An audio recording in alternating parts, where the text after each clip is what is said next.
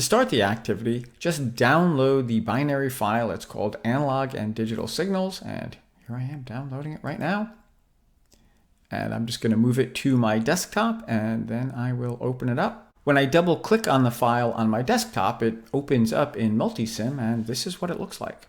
So if I want to run this circuit, I just click the little green arrow there. That'll run the thing. Yeah, it's running, and you can kind of see that the light is blinking.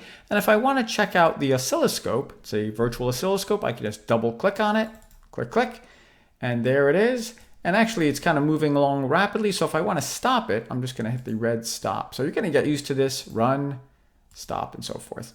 And I can actually drag this back so I can see the full waveform.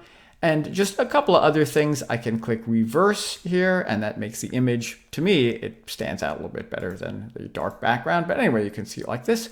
You can also change the vertical and horizontal scale, right? This is the X scale. So if I click this, I can make it wider, or I can kind of scrunch the waves together. You kind of, let me just, right? I'm not changing the waves themselves. I'm just changing the scale. So the waves look more scrunched up, or they look a little bit wider, whatever you please, whatever makes it easiest to read for you. I can also change the Y scale. Again, I'm not actually changing the waves, I'm just changing the scale.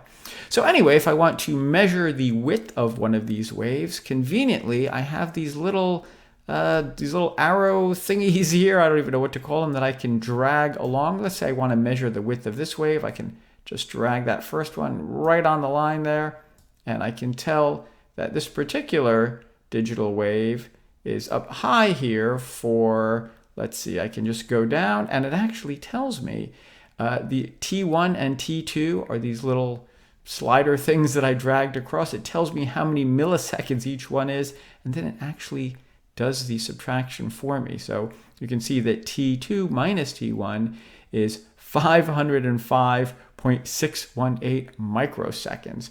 Now I bet that's actually, if I get it, yeah, see, I was off by a little bit. If I do it right on the line, I can see that it's actually 500 microseconds. So that's the time high. I could measure the time low. I could measure the entire period, right? Time period here. And let's see what the entire time period, oh, 1 millisecond.